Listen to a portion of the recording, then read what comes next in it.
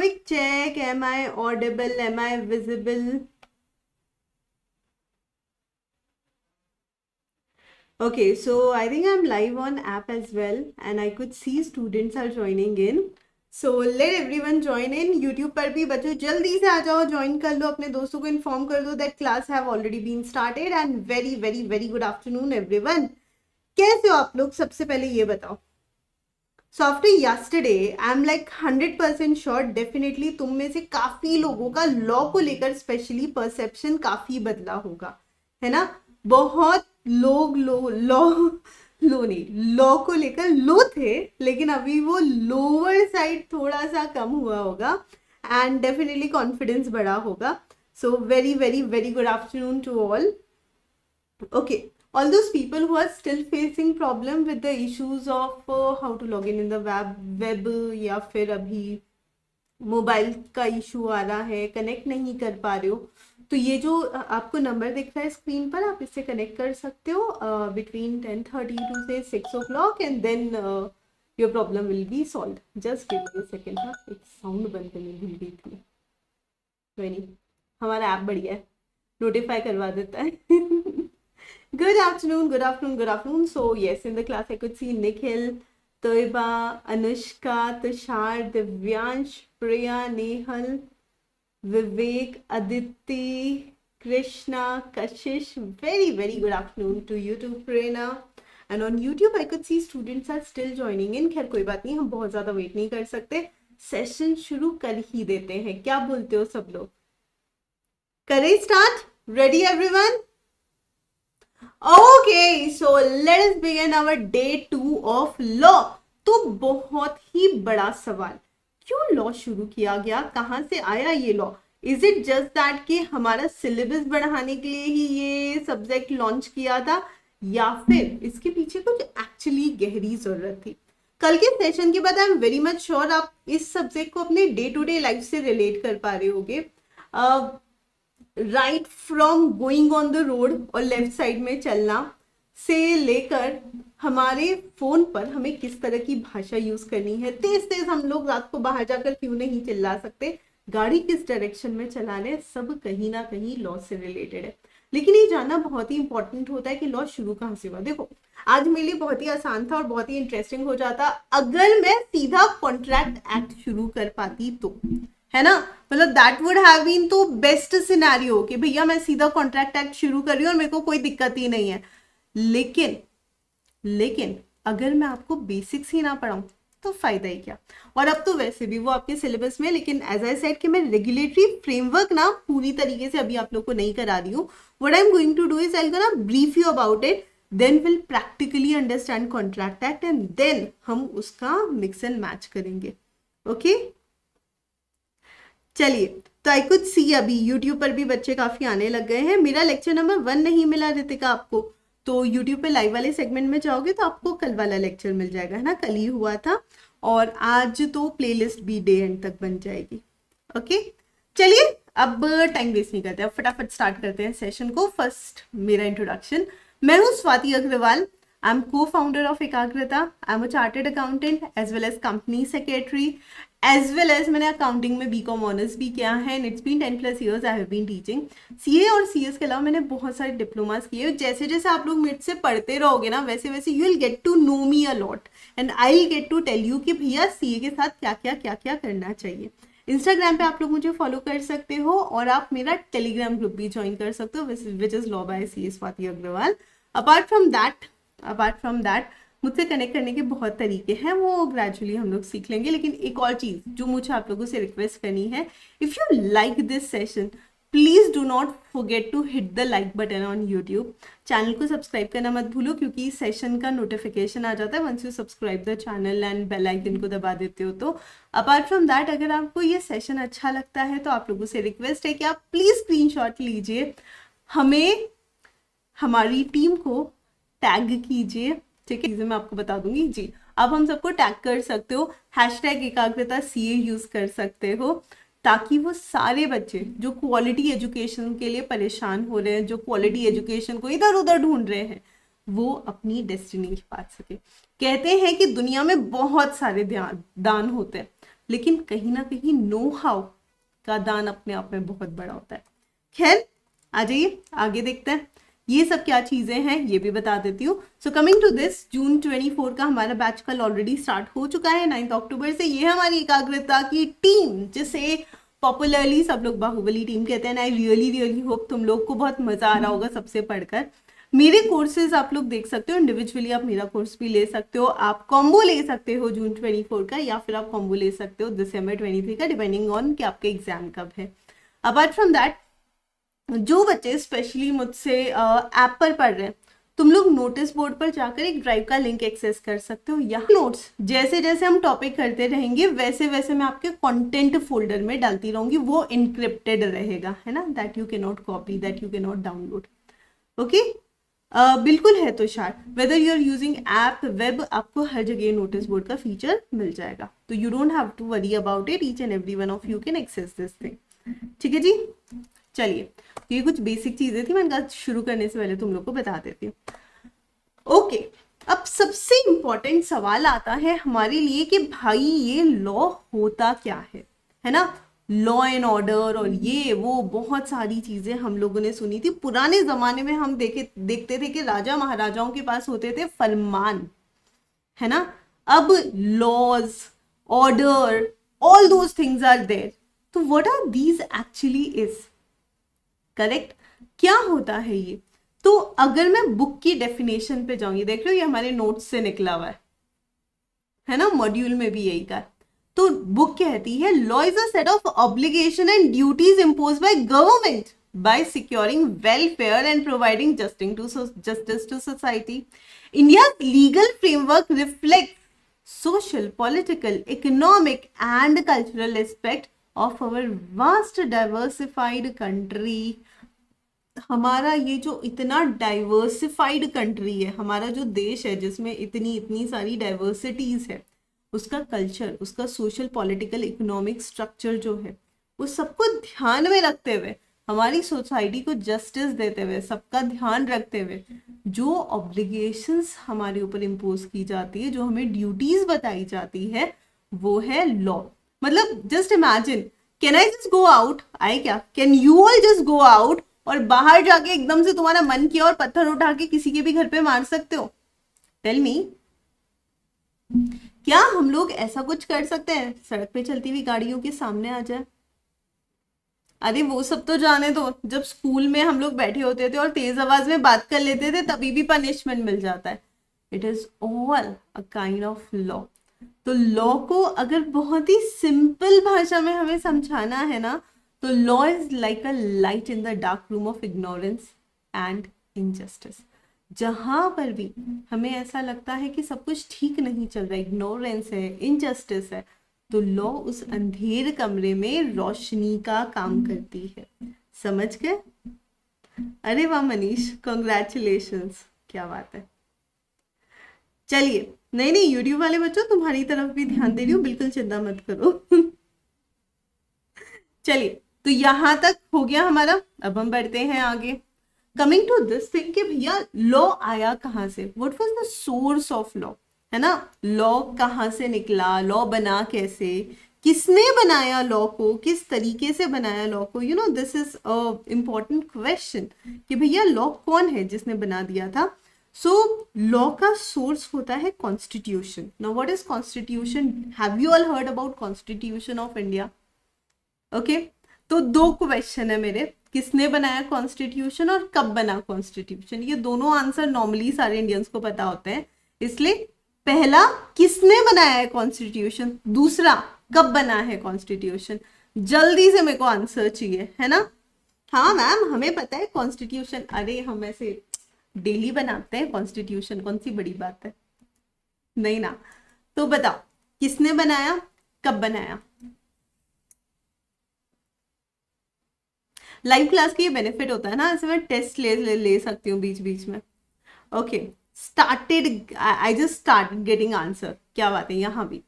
Okay, doctor Baba Saheb Ambedkar या फिर BR Ambedkar, जी बिल्कुल। और कब बनाया, एक्चुअली हमने अडॉप्ट कब किया वो तो सबको पता है ना। चलो अडॉप्ट कब किया वही बना दो, क्या बात है, फुल नेम में बताया, भीमराव अंबेडकर जी, बिल्कुल सही कहा। इंडिया को इंडिपेंडेंस मिली थी 15 अगस्त 1947 को, 15 अगस्त 1947 को, लेकिन फाइनली 26 जनवरी 1950 को इसका इम्प्लीमेंटेशन हुआ था।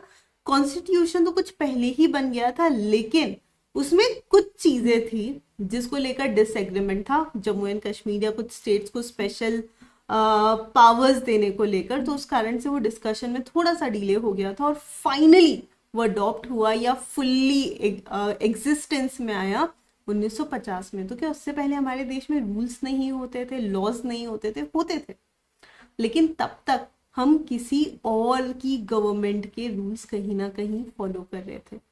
यूके या यूनाइटेड किंगडम या फिर ब्रिटेन, उनके लॉज इंडिया में यूज किए जाते थे, और इसलिए कहीं ना कहीं हमारा जो कॉन्स्टिट्यूशन है वो भी इन्फ्लुएंस्ड है, हमारे काफी लॉज भी इन्फ्लुएंस्ड है ब्रिटिशर से। इसलिए जब हम आगे लॉ पढ़ेंगे भी ना, तभी भी आप एक चीज नोटिस करना, इसमें से बहुत सारे केसेस होंगे जिसके नाम इंडियन नहीं होंगे, वो ब्रिटिश नेम्स ही हम यूज कर रहे हैं अभी तक, क्योंकि वही लैंडमार्क केसेस है, उन्हीं का अगर रेफरेंस ले ले तो हमारे यहाँ वो डिस्प्यूट ही ना हो।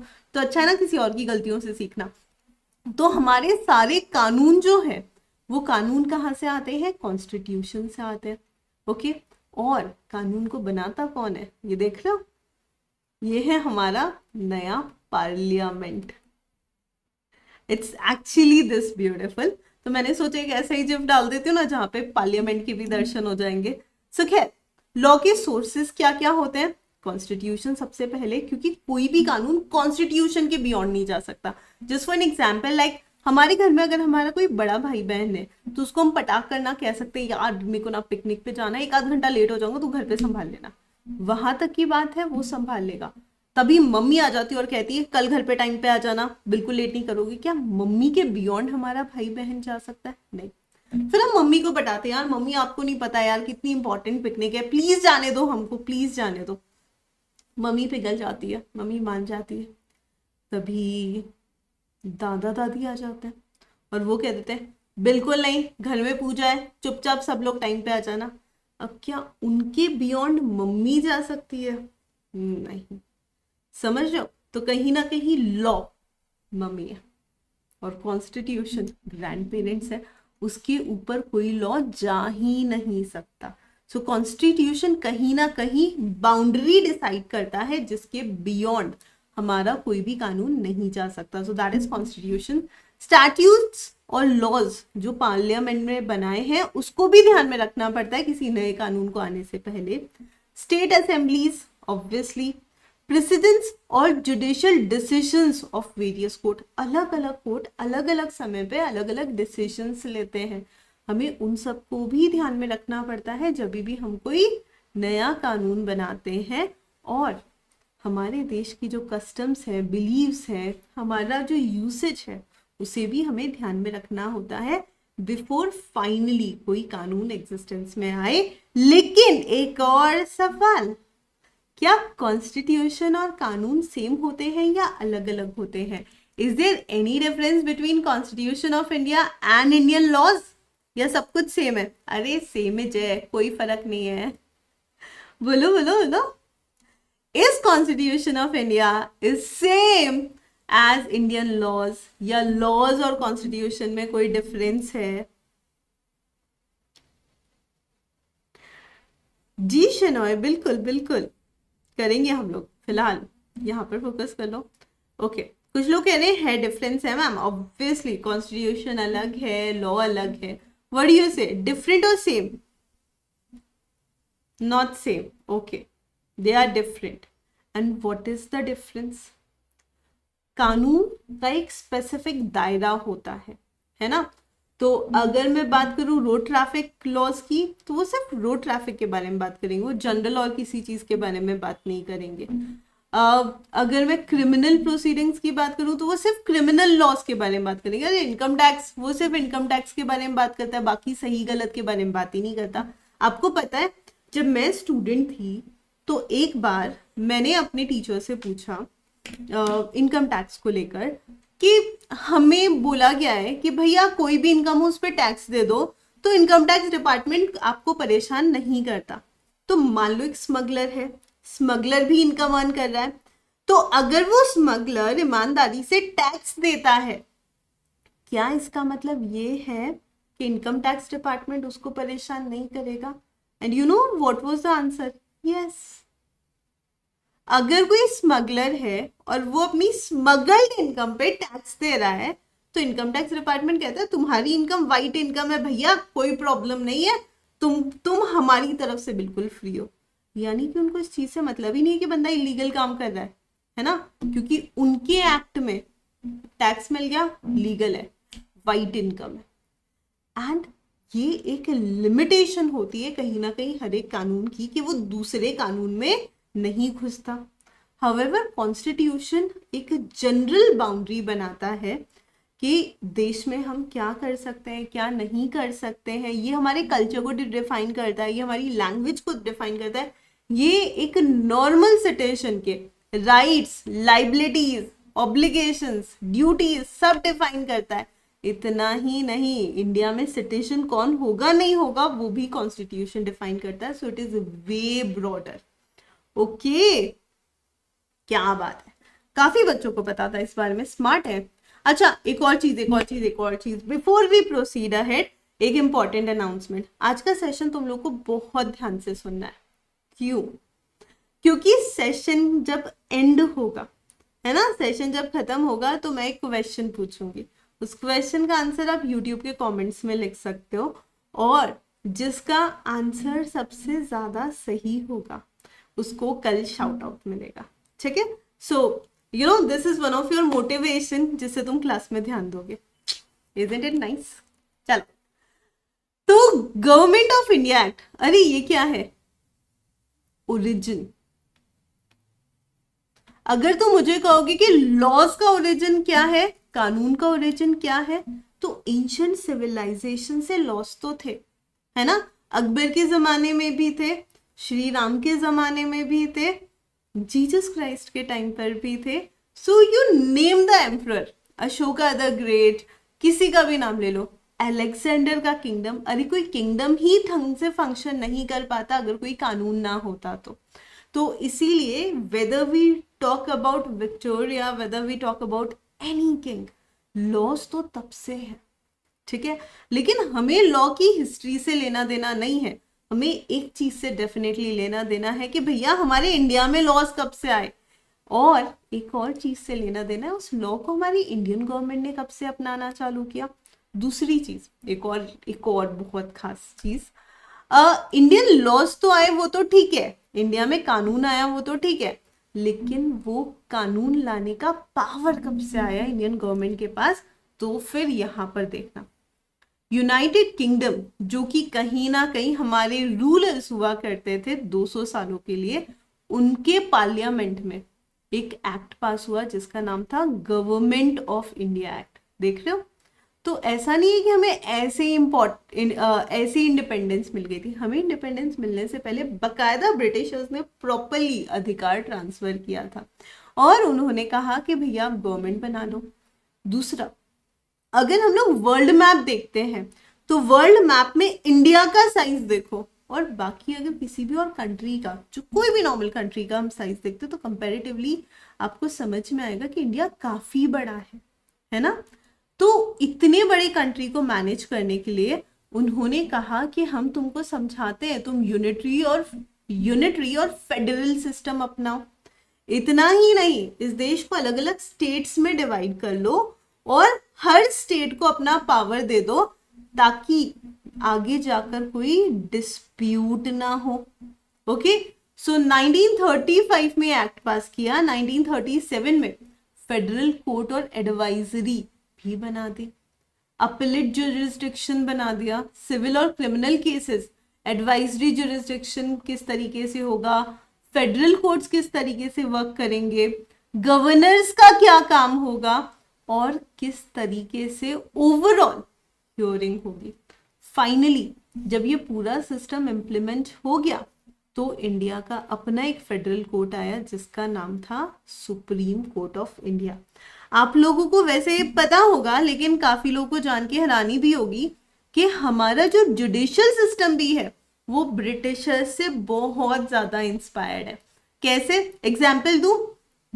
कभी भी जब मतलब हम लोगों ने एक्चुअली, भगवान ना करे आपको भी कभी कोई कोर्ट देखने का मौका पड़े या आपने भी कभी देखा हो, बट आप लोगों ने मूवीज डेफिनेटली देखी होगी जहां पर कोर्ट रूम सेटअप दिखाया जाता। वहां पर आपने नॉर्मली सुना होगा कि वकील हमेशा बोलते हैं my Lord, objection my Lord, है ना? और अरे एक मिनट एक मिनट, यही तो इंपॉर्टेंट है। क्या बोलता है वकील? My Lord. अगर हम एंशियंट इंग्लिश की बात करें, जितना इंग्लिश हम लोग ने 6th 7th 8th में पढ़ा है, Lord word comes from ancient, एकदम शेक्सपियर के टाइम वाला इंग्लिश, है ना? और लॉर्ड वर्ड का मतलब होता है भगवान। Correct me if I am wrong. सही है ना? लॉर्ड, इजंट इट भगवान? दाई, THY, ये वर्ड यूज किया जाता था भगवान के लिए। लॉर्ड वर्ड यूज किया जाता था, अभी हम गॉड बोलते हैं, पहले क्या होता था? Lord, right? नाउ अब आप और रिलेट करना, ब्रिटिशर्स अपने किंग, अपनी क्वीन को बहुत ज्यादा इंपॉर्टेंस देते हैं। मतलब हमारे यहाँ पर ये सिस्टम नहीं है कि हम हमारे प्राइम मिनिस्टर या प्रेसिडेंट के आगे बो डाउन करेंगे या नील डाउन करेंगे, ओके? हाउएवर ब्रिटेन में अगर वहाँ के प्रिंस या anyone from the royal family, if that person is there, everyone will bow down, they look at up them, और उनके लिए actually you know they feel them like anything, मतलब उनके लिए वो बहुत बड़ी बात है। और उन लोगों के लिए इस तरीके के वर्ड भी यूज करते हैं, crown, emperor, empress, empire, imperial, ये जो एकदम भारी भारी इंग्लिश के शब्द है ना, ये वहीं से आए। American English is always little chillofy kind of English, है ना, जो आजकल की हमारी जनरेशन यूज करती है, लेकिन जो हमने इंग्लिश सीखी है वो कहीं ना कहीं ब्रिटिशर्स से सीखी है, और उसमें भारी भारी वर्ड आते हैं। And that is one of the major reason कि हमारी लॉ की लैंग्वेज हमको डिफिकल्ट लगती है। क्यों? उनकी इंग्लिश यूज करी है ना हमने, समझ गए? एक और रीजन है, पहले के जमाने में हम सोचते हिंदी में थे, लिखते इंग्लिश में थे, है ना? हिंदी में सोचकर हम इंग्लिश ट्रांसलेट करते थे, तो वो और ज्यादा डिफिकल्ट इंग्लिश बन जाती थी। सो ये सारे रीजन से कहीं ना कहीं कि हमें लॉ समझने में थोड़ी सी डिफिकल्टी आती है। Coming back to why I said कि जुरिस्डिक्शन हमारा जो है वो ब्रिटिशर्स पे डिपेंडेंट है, द बिगेस्ट रीजन, आप कोर्ट रूम का माहौल देख लीजिए, जिस तरह से वो घुसते हैं। और पहले के टाइम पे तो वो जो होते थे ना जजेस, वो इस तरह के ऐसे रोल्स लगा के आते थे व्हाइट कलर का, this is all British system. In fact जैसे हमारे यहाँ पर सुप्रीम कोर्ट होता है, वैसे ही उनका जो हाईएस्ट एपेक्स कोर्ट है उसका नाम होता है हाउस ऑफ लॉर्ड्स। क्या कहा मैंने?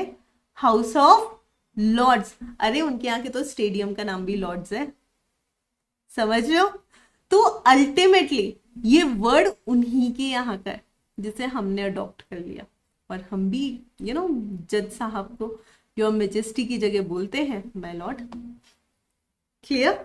वैसे सही भी है, मतलब कहीं ना कहीं हमारे भी पुराने वेदास में लिखा हुआ है कि जो भी इंसान जज की पोजीशन पे बैठा होता है वो एकदम भगवान की तरह होता है और सब चीजों को अनबायस तरीके से देख के डिसीजन लेता है। तो कहीं ना कहीं हमारे कल्चर से भी वो चीज मैच होगी।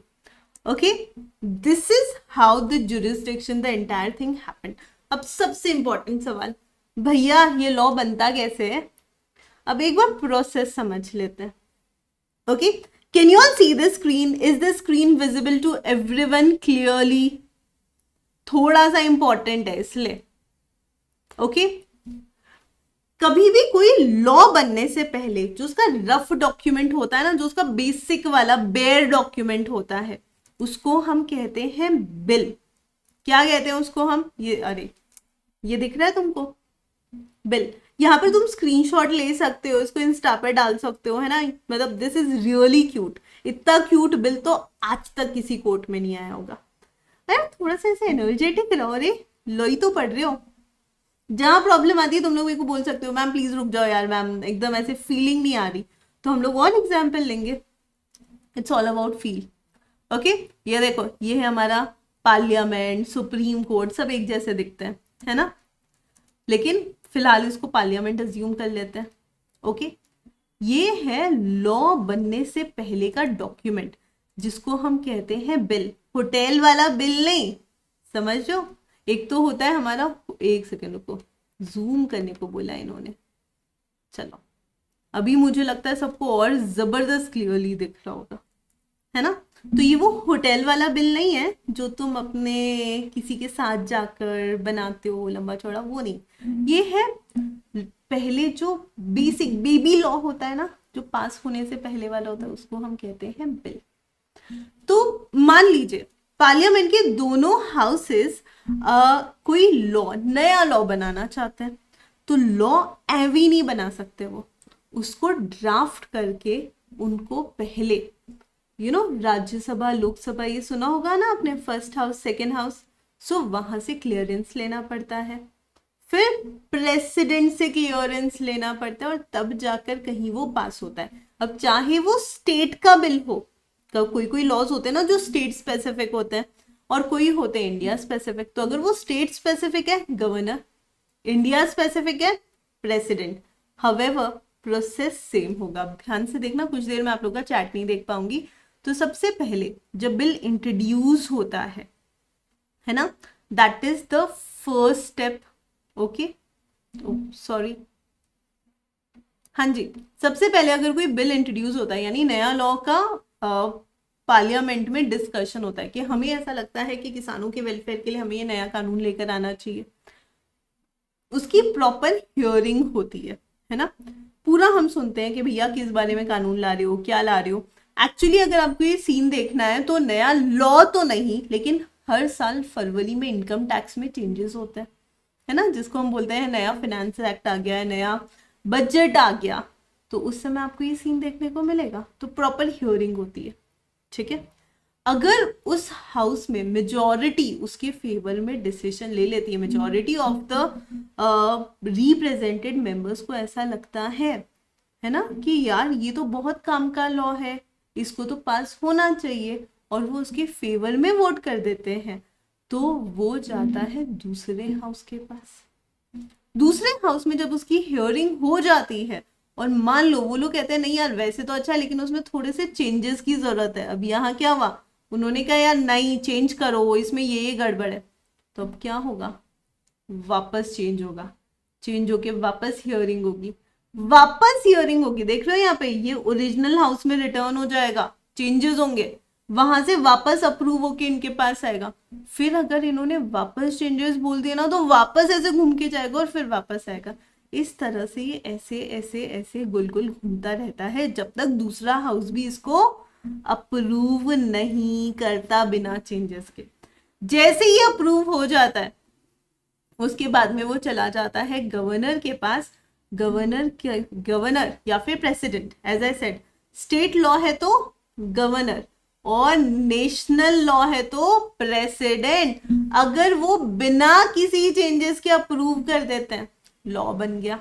लेकिन अगर वो कहते हैं कि इसमें चेंजेस करो, भैया वापस पूरी कहानी चालू होगी, और फाइनली वो बिल लॉ बनेगा जब गवर्नर भी उस पर साइन कर देंगे।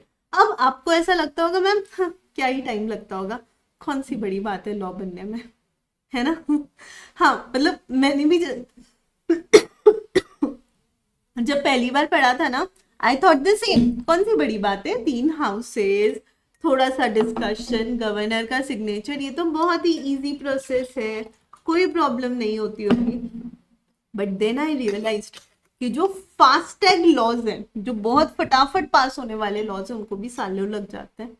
तो जो डिस्कशन वाले लॉज होते हैं, उनको सोचो कितना टाइम लगता होगा।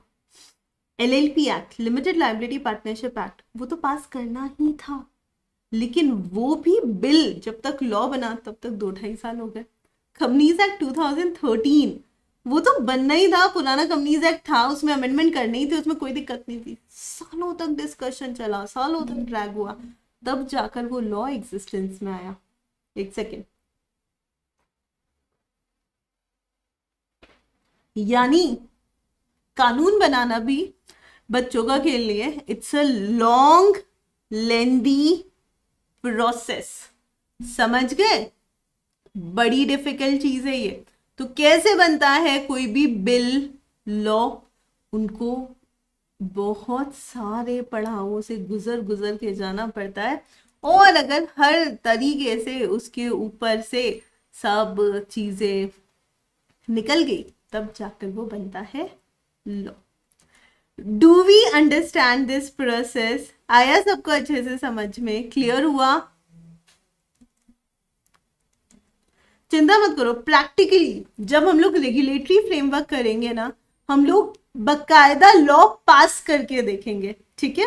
हमारी क्लास में हम एक बिल बनाएंगे, उस बिल को अलग अलग, आप में से कुछ लोगों को मैं एक हाउस में डाल दूंगी, कुछ को दूसरे हाउस में डाल दूंगी। मैं सोच रही हूँ प्रेसिडेंट मैं ही बन जाऊं, है ना? And I will gonna use veto. Now what is veto? आपके दोनों हाउसेस ने क्लियर कर दिया बिल को, मेरे पास आया, अभी आप लोगों को लगा कि मैं तो साइन ही कर दूंगी, क्योंकि हम लोग को ऐसा लगता है कि प्रेसिडेंट तो नॉर्मली जो सब लोग कहते हैं वो हाँ कर ही देते हैं, लेकिन मुझे कहीं पर भी ऐसा लगा नहीं, ये दोनों भी हाउसेस ना कुछ भी बोल रहे हैं, मुझे नहीं अच्छा लग रहा है ये बिल, तो मैं उस समय वो बिल साइन ना करके वीटो यूज करूंगी। That is my extra power, जहां पर मैं कहूंगी मैं ये बिल नहीं साइन कर सकती, इसमें ये चीजें हैं जो मुझे नहीं पसंद है, फिर वो वापस चेंज करके वापस भेजना पड़ेगा। समझ गए? सो ये हम लोग बहुत इंटरेस्टिंग तरीके से, प्रैक्टिकल तरीके से और बाद में पढ़ेंगे। Before I just thought to begin with your laws. आज मैंने पहले सोचा था कि हम कॉन्ट्रैक्ट एक्ट शुरू करेंगे, बट देन आई थॉट कि नहीं, आज का दिन हमें ये बेसिक समझने के लिए देना पड़ेगा, भैया कॉन्ट्रैक्ट एक्ट भी बना कैसे, कोई भी लॉ बना कैसे, है ना? और फिर उसके बाद में हम लॉज की तरफ बढ़ेंगे, ठीक है? अब अगला सवाल आता है कि हमारा जो इंडियन लीगल सिस्टम है उसमें कितने तरह के लॉ होते हैं। तो सबसे पहले होते हैं क्रिमिनल लॉज, जिसको पढ़ने में सबसे ज्यादा मजा आता है ना? मतलब नॉर्मली बच्चों को काफी मजा आता है। अच्छा खून होता है तो ऐसे होता है, दफा 302, दफा 420, है ना? ये जितनी भी दफा दफा, दफा is nothing but section actually, right? और वो जो सेक्शन है उसके अंदर मर्डर पे क्या सजा है, सेल्फ डिफेंस पे क्या होता है, कैसे बचाते हैं, चोरी कोई कर लेता है तो क्या होता है, अगर कोई किसी को चीट कर रहा है, फ्रॉड कर रहा है तो क्या होगा, assault, rape, whatever the criminal activities that happened, वो सारे होते हैं क्रिमिनल लॉस। आपको पता है अगर कोई इंसान LLB भी है, if someone is a lawyer, तो उसका भी ना एक अलग अलग स्पेशलाइजेशन होता है। Someone may be expertise, may have expertise in the companies act, someone may be in the commercial law, someone in the civil law, someone may be very much expert in particular thing, okay? तो फिर ये तो है हमारे criminal loss, जहां पर हम बात कर रहे हैं मर्डर की, थेफ्ट की, असॉल्ट्स की, रेप की, ये सारी चीजें, these are all covered under criminal laws. So क्या ये क्रिमिनल लॉज हम लोग पढ़ने वाले हैं फाउंडेशन, इंटर या फाइनल में? नो। अच्छा ये हमारे सी के सिलेबस में नहीं है? बिल्कुल नहीं है। अरे हमें लगा था हमें इंटरेस्टिंग केसेस सुनने को मिलेंगे, सॉरी। देन दूसरे तरह के लॉज होते हैं जिनको हम बोलते हैं सिविल लॉज, जो कि होते हैं like breach of contract, delivery of goods, lender को पेमेंट करना था नहीं किया, सेलर को डिफेम करना है ना? ब्रीच ऑफ कॉन्ट्रैक्ट कर दिया किसी ने प्रॉमिस किया था कि वो हमारे साथ ये करेगा वो करेगा, उसने वो पूरा ही नहीं किया प्रॉमिस। डिस्प्यूट्स हो रहे हैं लैंडलॉर्ड के साथ, टीनेंट्स के आपस में डिस्प्यूट हो रहे हैं, लेबर से रिलेटेड कुछ कानून है, हाँ जी, ये सारे होते हैं सिविल लॉज। क्या हम लोग सारे सिविल लॉज पढ़ेंगे? नहीं, लेकिन हमारे सिलेबस में क्या सिविल लॉज है? हाँ, हमारे सिलेबस में कुछ सिविल लॉज है, out of lot of civil laws कुछ सेगमेंट हमारे पास है जिनको हम कमर्शियल सिविल लॉज कहते हैं। Those laws which are commercial in nature, however they are covered under civil laws, okay, right? Next, then we talk about common laws. common laws क्या होते हैं? जो एकदम जनरल होते हैं, मतलब they are on the basic thing to stand by what is decided. common laws is something कि हम लोग सारे इकट्ठे हो रहे हैं, we decide on a fact, रात को 10 बजे के बाद शोर नहीं होगा, इट्स अ कॉमन लॉ, है ना? शादी या कोई भी फंक्शन होगा, कोई डीजे होगा, कुछ 10 बजे के बाद बंद कर देंगे, नॉइज पोल्यूशन अवॉइड करना है, दिल्ली में ऑड इवन डिसाइड हुआ था, these are all part of common laws. जो टाइम पर डिसीजन होगा, डिसीजन को एडहेयर किया जाएगा, these are considered as common laws, clear? Okay, then what is principle of natural justice? Natural justice को just natural कहते हैं, जो बहुत ही बेसिक फंडामेंटल्स के साथ डील करती है। यार मुझे और आपको मान लो लॉ नहीं भी पता है, हमें सही और गलत तो पता है। अगर दो लोगों का एक्सीडेंट हुआ है ना, दोनों तेज स्पीड में थे, दोनों भी पता नहीं कहाँ देखकर चला रहे थे, लेकिन एक जना रॉन्ग साइड से था और एक जना सही डायरेक्शन में चल रहा था, दोनों ने डैश किया, एक्सीडेंट हो गया, गिर गए, चोट भी आ गई। अब मुझे बताओ, क्या हम उस एक पर्सन को ब्लेम कर सकते हैं जो रॉन्ग साइड से चला रहा था? Answer is yes. क्या ये चीज ट्रैफिक रूल्स में, लॉज में लिखी है वो तो नहीं पता, पर हमें पता है कि भैया उसने गलत किया, वो रॉन्ग साइड से क्यों आया। सिमिलरली दो लोगों का झगड़ा हो रहा है और एक जना अपने हाथ में हॉकी स्टिक लेके मारता जा रहा है किसी दूसरे इंसान को, जो उससे बचने की कोशिश कर रहा है। क्या हम लोग ऑब्वियसली उस समय जस्टिस दे सकते हैं कि भैया ये क्यों मार रहा है, ये गलत है, इसको मारना नहीं चाहिए, है ना? या फिर कोई इंसान कोई दुकान से सामान लेके दौड़ रहा है, आउट ऑफ नेचुरल जस्टिस हम कह सकते हैं कि वो गलत है, इवन दो हमें ये भी शायद ना पता हो कि कौन सा लॉ है उसके लिए, इवन दो हमें ये भी ना पता हो कि उसका सेक्शन कौन सा है, उसका दफा कौन सा है और उसको कैसे दफा करना है, लेकिन हम इतना तो बता सकते हैं कि भैया ये सही है, ये गलत है। सो नॉर्मली क्या कहा जाता है, no one should be made जज इन हिज ओन कॉज। वो प्रिजुडिस के अगेंस्ट है। मेरी अगर कोई मैटर चल रहा है, मेरा अगर किसी से झगड़ा चल रहा है, तो उसकी जज मैं खुद नहीं बन सकती, मुझे क्या करना पड़ेगा, मुझे किसी तीसरे बंदे को लाना पड़ेगा। अब वो तीसरा बंदा जरूरी नहीं है लॉ का एक्सपर्ट हो, लेकिन वो नेचुरली जस्टिस कर सके अगर वो बायस्ड ना हो। ओके, नॉर्मली नहीं होता, दो दोस्तों में झगड़ा हो गया क्रिकेट खेलते खेलते, हम तीसरे दोस्त को ले आते हैं, पता चला कि वो जो तीसरा दोस्त है वो पहले वाले बंदे का बेस्ट फ्रेंड है, तो उसी के फेवर में डिसीजन लेगा। लेकिन अगर कोई नॉन बायस्ड बंदा रहा तो वो सही डिसीजन दे देगा, चाहे उसको कानून नहीं भी पता, है ना? बात आई समझ में? Principle of natural justice. So at times it is not about laws कि कौन सा कानून लगता है, कौन सा दफा लगता है तो ही मैं डिसीजन दूंगा, नहीं। आप नेचुरल जस्टिस के बेसिस पे भी डिसीजन दे सकते हो, आप कॉमन लॉज के बेसिस पर भी डिसीजन दे सकते हो। However broadly laws are criminal laws, civil laws. Civil laws are further divided into business corporate laws and then general laws and all those things. And criminal laws are again divided upon based on the severity under different laws. ठीक है, ये समझ में आया? तो भैया CA के लिए कौन से लॉ रेलेवेंट है हमें तो वही बता दो। हमें मैम ज्यादा करना ही नहीं है, घुसना नहीं है। आपको पता नहीं है, थ्योरी के नाम से हमको ऐसे ऐसे ऐसे ऐसे ऐसे होने लग जाता है। श्रेया नहीं है ना सब लोग, श्रेया को तो लॉ बहुत पसंद थे, लेकिन बाकी ज्यादातर लोग तो डरते ही हैं लॉ से। तो फिर मैम आप ये बताओ कौन सा रेलेवेंट है हमारे लिए लॉ, हमें कौन सा लॉ पढ़ना है? तो आ जाओ डिस्कस करते हैं। अच्छा, लॉ डिस्कस करने से पहले मुझे तुम लोग को कुछ बताना है। क्या ये देख रहे हो यहाँ पे एक साइन सनफ्लावर, अच्छा लग रहा है ना? ये जो सनफ्लावर है इसमें कुछ लिखा हुआ है, heavens light our guide. Okay, जिसको नहीं दिख रहा उनको जूम करके दिखाते हैं।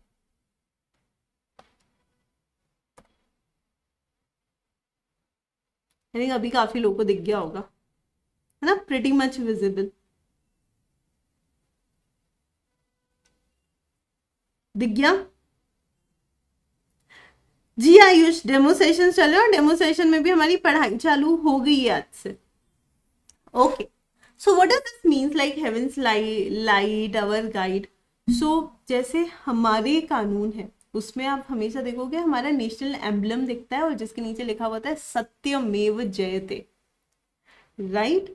सिमिलरली ब्रिटिशर्स के जो लॉज हैं उनमें आपको ये सनफ्लावर दिखेगा, ये उनका काइंड ऑफ लीगल एम्बलम है जो कहता है हेवंस लाइट अवर गाइड। स्वर्ग से जो रोशनी आ रही है वही हमें सही रास्ता दिखाती है, हम हमारी तरफ से सही रास्ते पर ही अग्रसर होते हैं।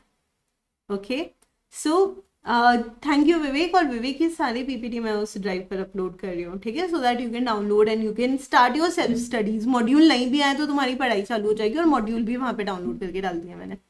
चलिए पहला एक्ट है जो हमारे सिलेबस में है, लाइक मैंने क्या किया है, इनके डेट के हिसाब से इनको अरेंज करके मैं आपको सब बता रही हूँ कौन कौन से एक्ट है आपके सिलेबस में। तो पहले इंडियन कॉन्ट्रैक्ट एक्ट 1872, ठीक है। इंडियन कॉन्ट्रैक्ट एक्ट हमने एज इट इज अडॉप्ट किया था, लेकिन ये कहीं ना कहीं इंग्लिश लॉ के ऊपर बेस्ड है, ये पूरे इंडिया पे एप्लीकेबल है, और ये एक्ट हमें बहुत सारी इंटरेस्टिंग चीजें बताता है। ओके, ये ना कल जो मैं तुमको पढ़ाने वाली हूँ उसका नहीं कहते, प्रीव्यू दे रही हूँ अभी थोड़ा सा।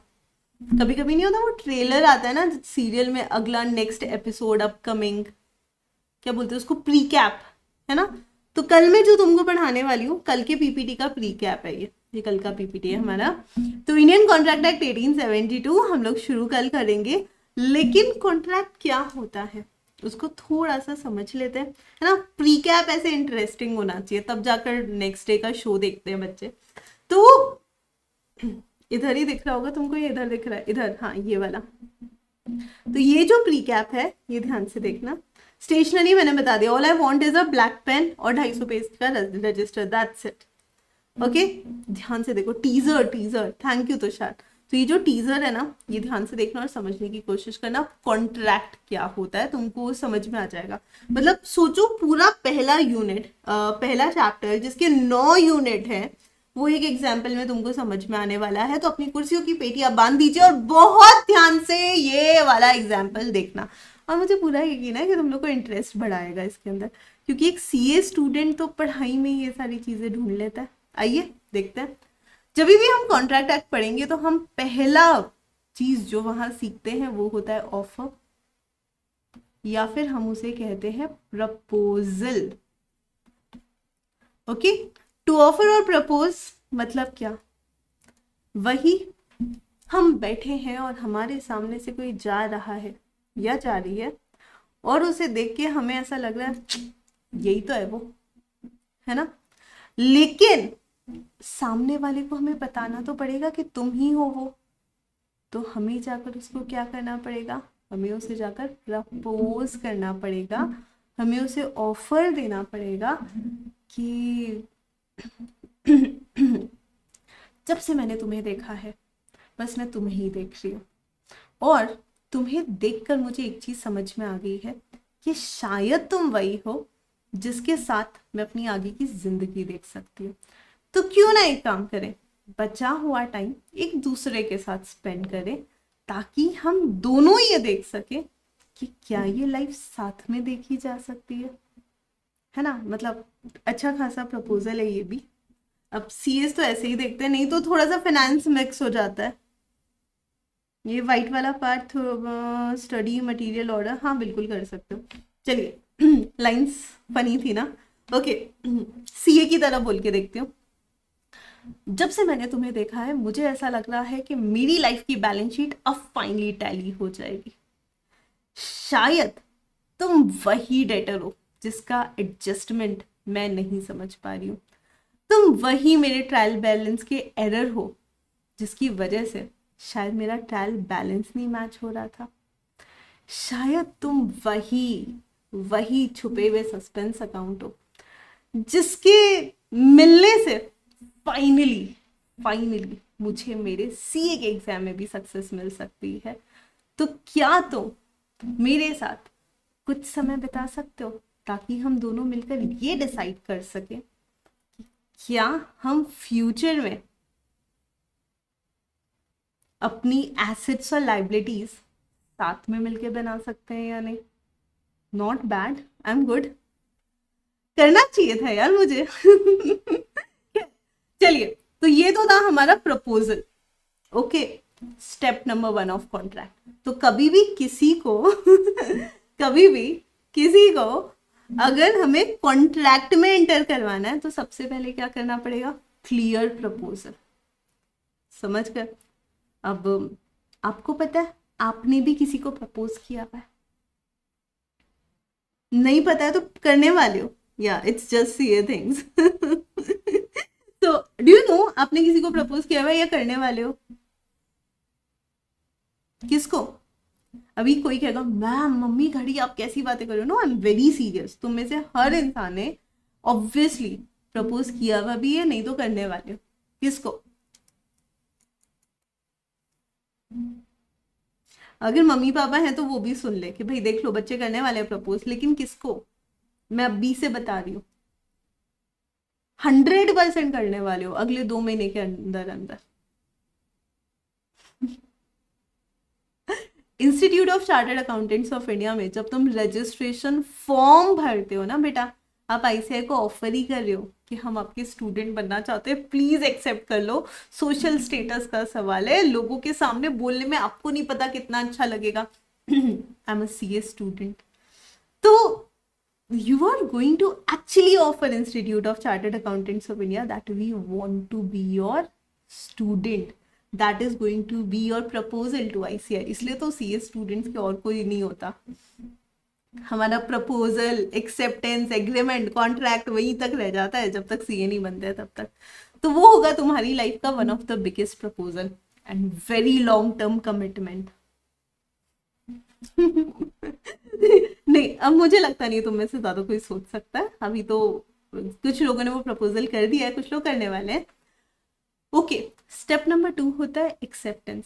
अब जो मेरी इतनी प्यारी प्यारी लाइंस थी बैलेंस शीट को लेकर, टैली को लेकर, पता नहीं किस किस किस किस चीज को लेकर, अगर जेन्यूनली सामने वाले को पसंद आ गई है ना, तो क्या होगा?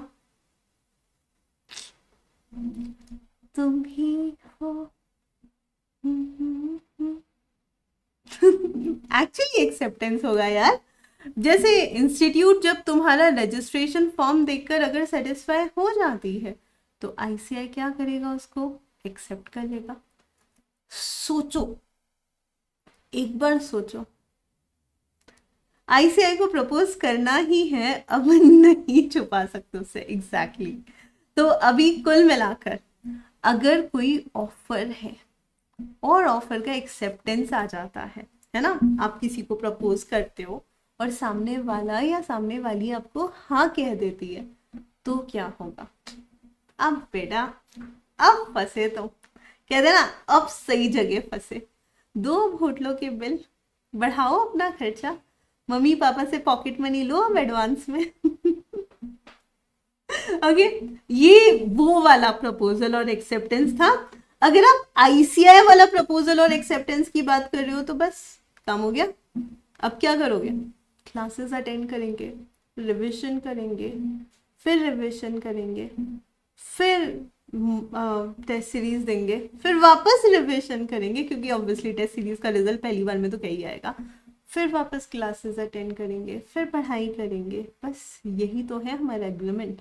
और ये एग्रीमेंट 1 दिन, 2 दिन, 10 दिन, 4 दिन का नहीं है, ये तुम्हारा 4 साल का एग्रीमेंट है। Yes dude, it's a long term relationship, है ना। शॉर्ट टर्म ऐसे टाइम पास वाला नहीं है कि भैया एक डिप्लोमा था 6 महीने के लिए फॉर्म भरा हो गया। ये तुम्हारा लॉन्ग टर्म कमिटमेंट है, लंबे टाइम तक ये अग्रीमेंट चलेगा। लेकिन अभी भी मैं वर्ड बोल रही हूँ अग्रीमेंट। आपने ऑफर किया, उन्होंने एक्सेप्ट किया, आपसी अग्रीमेंट हुआ, है ना। कॉन्ट्रैक्ट अभी बाकी है मेरे दोस्त। अगर आप किसी को प्रपोज करते हो और वो हाँ कर देता है या हाँ कर देती है, उसके बाद में डेट्स होती है, राइट। आपस में एक दूसरे से मिलते हो, जानते हो, घूमते हो, खर्चा करते हो, खर्चा करवाते हो, गिफ्ट्स आते हैं, गिफ्ट जाते हैं, बहुत सारी प्रोसेस होती है, लड़ाई होती है, झगड़ा होता है, टेम्पररी वाला ब्रेकअप होता है, फिर वापस पैचअप होता है। So it's a long process. लेकिन ये प्रोसेस एक्चुअली कॉन्ट्रैक्ट में कब बदलती है? हाँ, जब लड़की के मम्मी पापा मिलते हैं लड़के से, और जब लड़के के मम्मी पापा मिलते हैं लड़की से।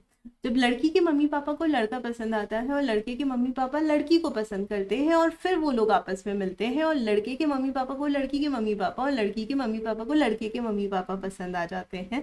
जब उनको लगता है कि सारे प्लस माइनस ये वो सब कुछ सेट हो गया है, और फाइनली जब पंडित जी आते हैं, प्रॉपर हमारा वो फैट इंडियन वेडिंग होती है, फेरे होते हैं या जो भी होता है, अलग अलग कल्चर में अलग अलग चीजें होती है, और फाइनली फाइनली चाहे आप बोल रहे हो कबूल है, चाहे आप बोल रहे हो आई डू, तो चाहे पंडित जी आपसे बुला रहे हैं, हाँ ठीक है ना, वचन सब में लिए जाते हैं और लास्ट मोमेंट तक ऑप्शन दिया जाता है सोच लो, लेकिन फिर भी दोनों पार्टीज अग्री कर जाती है, हाँ हाँ हम तो कॉन्ट्रैक्ट में बनने के लिए रेडी है, तब जाकर फाइनली फाइनली तुम्हारा कॉन्ट्रैक्ट बनता है, and this is your Indian contract act 1872।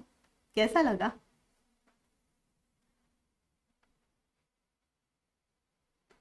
Okay अभिषेक है ना मैम, आप चैप्टर को एक्सप्लेन करोगे? ऑब्वियसली, मतलब दिस इज अ वे। देखो हम लोग कोई भी चैप्टर ना दो तरीके से पढ़ेंगे। नंबर वन, उसके कॉन्सेप्ट को समझेंगे जैसे हमने अभी समझा।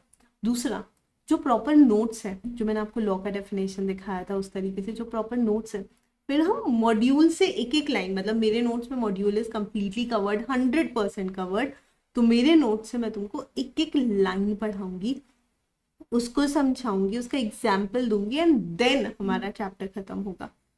मुझे हमेशा से एक चीज की प्रॉब्लम रही जब मैं स्टूडेंट थी कि यार थ्योरी हमेशा ना, मतलब बचपन में हिस्ट्री क्लास में टीचर आती थी, ma'am use to tell us कि रीड करो, और ऐसे लाइन बाय लाइन हम में से सब बच्चे दो दो पैराग्राफ पढ़ के बैठ जाते थे।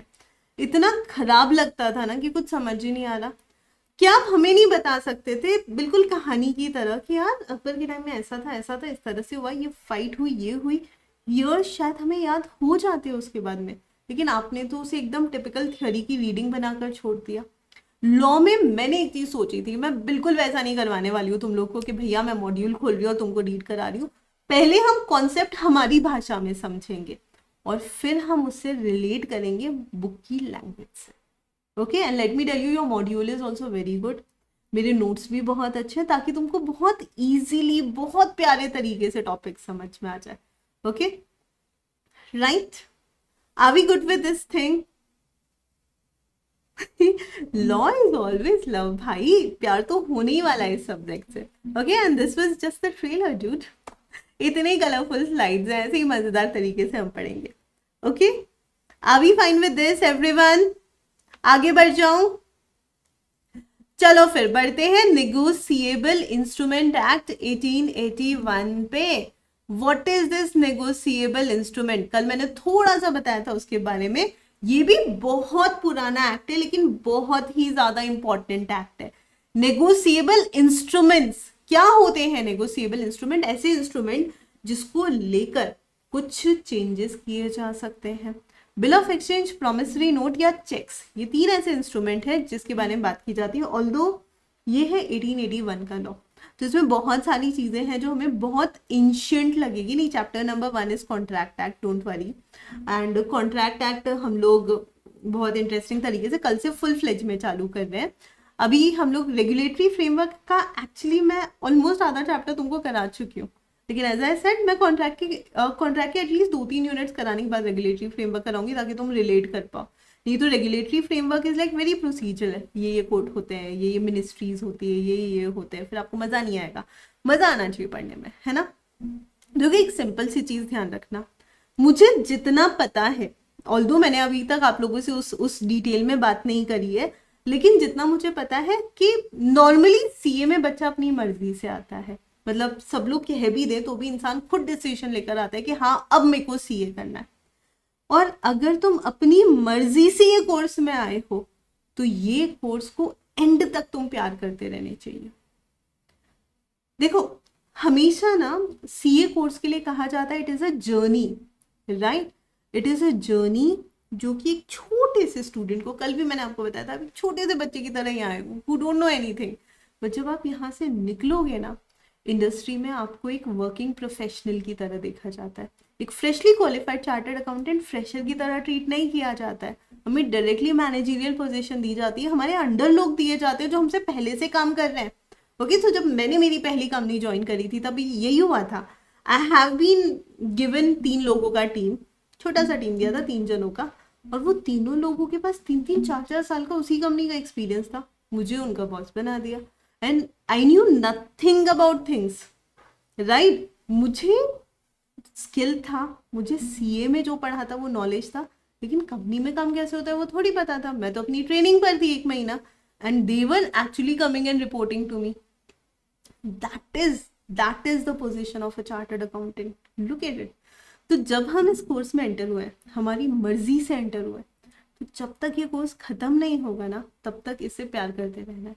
जिस दिन ये बर्डन बन गया ना, उस दिन ये समझ लो कि एक्चुअली ये बर्डन हो जाएगा। सुना होगा ना लोगों से अटेम्प्ट पे अटेम्प्ट लगते हैं, ये होता है वो होता है। वो तब होता है जब हमारा इंटरेस्ट खत्म हो जाता है। ये ध्यान रखना, एंड तक अपना इंटरेस्ट बना के रखना है इसमें। और इंटरेस्ट बना रहा तो सीए निकालना would be as easy as any other exam. It's just that right track choose करना है, सही तरीके से पढ़ाई करनी है, हमारे कॉन्सेप्ट्स क्लियर होने चाहिए, हमें लिखना आना चाहिए आंसर, दैट्स इट। ओके हर्षित, आराम से उस पर बात करेंगे, उस पर तो मैं बहुत कुछ बोल सकती हूँ, but yes one of the most difficult time of my life. So articleship का टाइम कैसा था? So it was one of the most difficult time of my life. चलिए, सो नेगोशिएबल इंस्ट्रूमेंट पे हम लोग बात कर रहे थे। नेगोशिएबल इंस्ट्रूमेंट एक्ट उन इंस्ट्रूमेंट्स के बारे में है जो कहीं ना कहीं मनी की जगह यूज किए जाते हैं। लाइक चेक, मुझे किसी को पे करना है, मेरे पास कैश नहीं है, मैं चेक से पेमेंट कर लूंगी। वैसे ही 2 और इंस्ट्रूमेंट्स होते हैं जिनको हम बोलते हैं प्रोमिसरी नोट या बिल ऑफ एक्सचेंज। मेरे पास अभी पैसे नहीं है, 2 महीने बाद आएंगे, मैं एक पेपर पे लिख कर दे रही हूँ कि मैं 2 महीने बाद तुमको ये पेमेंट कर दूंगी, और वो कहीं ना कहीं पैसों की तरह काम करता है। और उस लिखे हुए पेपर की वैल्यू इतनी ज्यादा है कि वो आगे भी अगर आपसे कोई पैसा मांगता है तो आप उसको भी दे सकते हो। These are bill of exchanges और प्रोमिसरी नोट, जो कहीं ना कहीं पैसे की जगह यूज कर सकता है कोई भी पर्सन। ओके, तो सोचो ना हमारी करेंसी कितनी वैल्यूएबल होती है। वैसे ही अगर करेंसी की जगह कोई चीज यूज हो रही है तो सोचो वो कितना इम्पैक्टफुल होती होगी बिजनेसेस में।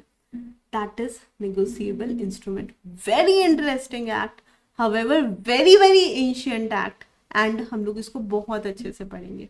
ओके, तो शायद लाइक मैम आपकी कभी रैंक आई नहीं, मेरी कभी रैंक नहीं आई। Okay, I have been always very very average student, yet CS में मुझे ऐसा लग रहा था मेरी रैंक आ जाएगी, बट मैं कुछ मार्क्स से रह गई, तो लास्ट रैंक आने वाली थी, लाइक 50 रैंक्स डिक्लेयर होती थी तभी, तो 50th रैंक कुछ मार्क्स से रह गई। तो सीएस इंटर की बात है, फाउंडेशन तो दिया नहीं था मैंने क्योंकि डायरेक्ट एंट्री था मेरा सीएस का, बीकॉम के बाद सीएस किया था। तो उस समय ऐसा हुआ था कि I got very nice total, rank से 1-2 मार्क्स से रह गई थी, तो I was very depressed and I was like crying, ये वो दिस दैट। उधर मेरी मम्मी ऐसे सबको मिठाई बांट रही है कि पता है इसका सीए इंटर भी हो गया, इसका सीएस इंटर भी हो गया, मेरी बेटी हुई। मैंने लाइक फिर 2-3 घंटे बाद I came to my senses, like मैं क्या कर रही हूँ टॉपर्स वाली हरकतें, है ना यार। I cleared CS inter in very first attempt, and this is such a big thing with my office, with my CA final classes. It itself is such a big achievement. तो मैं ऐसे rank के लिए क्यों परेशान होगी। और फिर मैंने डिसाइड कर लिया भैया फर्स्ट अटेम्प्ट क्लियर करना है, whether it is CA whether it is CS। ज़्यादा सोचना नहीं है इन चीज़ों के बारे में, जो आ जाए वो अच्छा है। एक्चुअली क्या हो गया था, CA इंटर लॉ में जब इतने अच्छे मार्क्स आ गए थे ना, तो कहीं ना कहीं वो कॉन्फिडेंस बहुत ज़्यादा आ गया था कि यार अब तो ऐसे CS तो मैं ऐसे कर लूँगी वैसे कर लूँगी, but it had to much of law. और वो बच्चे जो सिर्फ CS कर रहे थे, बहुत ज़्यादा मेहनत कर रहे थे, उनके कंपैरिजन में एक्चुअली मेरे एफर्ट्स होते नहीं थे। बट होता है ना यार, अकाउंट्स तो मेरे को वैसे ही आती है, टैक्स तो मुझे वैसे ही सबसे अच्छी आती है, लॉ तो मेरे को आता ही है, तभी मैंने CA में इतने अच्छे मार्क्स लाए, तो वो वाली चीज़ हो गई थी। Then I just came back to normal. मैंने कहा भैया आ जाओ नॉर्मल, अपने को पता है अपन स्लो लर्नर है, तो you know it's like again an eye opener. तो वैसा था, no AIRs nothing, but it was more like in journey and experience.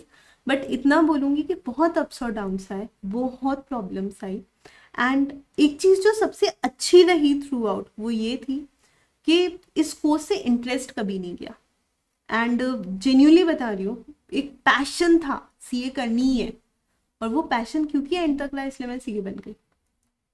Okay, बस वो पैशन तुम लोग भी रखना। चलो आगे बढ़ते हैं। नेगोशिएबल एक्ट मोस्टली हम लोग एंड में करेंगे, है ना, थोड़ा बाद में करेंगे। चलिए अब मैं आती हूँ आगे। Sale of goods act. Sale of goods act 1 जुलाई 1930 को इंट्रोड्यूस किया गया था। तो नॉर्मली हम लोग 1 जुलाई को इसका बर्थडे भी मना लेते हैं। ये वाला एक्ट काफी हद तक ब्रिटिशर्स का जो सेल ऑफ गुड्स एक्ट है 1893। अब देखो यू नो विडंबना या फिर क्या ही बोलूं, सेल ऑफ गुड्स एक्ट 1893 अंग्रेजों का कब का है, 1893 का लॉ है, हमारा कब आया 1930। 37 ईयर्स बाद हम लोग लॉ लेकर आए हैं हमारा, उनके लॉ के, और फिर भी हमने उन्हीं के लॉ में से काफी सारी चीजें ले ली। ठीक है, कोई बात नहीं। और यहाँ पर बेसिकली सोगा क्या है, तो let me again give you a brief. हमारा एक्चुअली ये जो सेल ऑफ गुड्स एक्ट है ना, ये वैसे 1930 में नहीं बना था, ये तो बहुत पहले बन गया था जब हमारा इंडियन कॉन्ट्रैक्ट एक्ट बना था। सेल ऑफ गुड्स एक्ट के मेजर प्रोविजंस हुआ करते थे कॉन्ट्रैक्ट एक्ट के अंदर ही, और contract act used to be so बल्कि, क्यों, क्योंकि उसमें कॉन्ट्रैक्ट एक्ट के प्रोविजंस थे, उसमें सेल ऑफ गुड्स एक्ट के प्रोविजन थे, और उसी में पार्टनरशिप के भी प्रोविजन थे। ये तीनों एक्ट्स मिलाकर हुआ करता था किसी टाइम में इंडियन कॉन्ट्रैक्ट एक्ट। लेकिन फिर समझ में आया कि जितने भी कॉन्ट्रैक्ट्स होते हैं, जितने सारे भी कॉन्ट्रैक्ट्स होते हैं, उसमें सबसे ज्यादा कॉन्ट्रैक्ट्स कौन से होते हैं, तो यार ये तो हम लोग भी डिस्कस कर सकते हैं। आई थिंक बाइंग और सेलिंग वाले कॉन्ट्रैक्ट सबसे ज्यादा होते हैं, है ना। डे टू डे लाइफ में दुकान से जाकर सामान लाना is I think the most common activity any person is doing, and it is a contract which is the most frequent. एक दिन में लाखों लोग इस तरह के कॉन्ट्रैक्ट में एंटर होते हैं और हजारों लोगों में डिस्प्यूट होता है। तो इसीलिए कॉन्ट्रैक्ट एक्ट के प्रोविजंस में से बाहर निकाल दिया गया सेल ऑफ गुड्स एक्ट को और उसके प्रोविजंस, ताकि जल्दी से लोग समझ पाए उसको, सिर्फ पिन पॉइंट उसके बारे में बात कर पाए। इसीलिए सेल ऑफ गुड्स एक्ट अलग से निकाला और बोला गया कि भैया इसके प्रोविजन अलग कर लो और इसको पहले फॉलो कर लो। तो इसलिए सेलर और बायर से रिलेटेड जो भी ट्रांजैक्शनल चीजें थी, जो भी उससे रिलेटेड प्रोविजंस थे, उसके लिए अलग लॉ बना दिया जिसका नाम रखा sale of goods act 1930। Okay, and let me tell you, this is one of the act, जैसे कॉन्ट्रैक्ट एक्ट है उसमें कुछ कॉम्प्लिकेशन है जिसको समझने में थोड़ा सा समय लग जाता है कई बार। नेगोशिएबल आपके लिए टोटली नया है, क्योंकि हम थोड़ी ना रोज बैठ के 500 रुपए की नोट की जगह कोई बिल ऑफ एक्सचेंज बना कर देते हैं, तो we don't do such things. However ये वाला एक ऐसा एक्ट है, सेल ऑफ गुड्स एक्ट, जिससे आप सबसे ज्यादा रिलेट कर पाओगे। मतलब इसका हर एक प्रोविजन हमारी डेली लाइफ है। So we need to pay consideration before we buy anything. Yes, हमें पता है हम पैसे दिए बिना चीजें नहीं ला सकते। अगर हम फ्यूचर में भी पेमेंट करेंगे तो भी क्या होगा, तो भी उसके लिए हमें बाद में पेमेंट तो करना ही पड़ेगा। अभी हमारा वो एक अकाउंट क्रिएट हो जाएगा। ये सारी बहुत बेसिक चीजें आपको सेल ऑफ गुड्स एक्ट में मिलेगी। ओके, यस, सीए डे के दिन, पर सीए डे इसके बाद में बना, खैर। तो ये है हमारा सोगा या सेल ऑफ गुड्स एक्ट। अब आप देख रहे हो यहां पर साइन बदल गया।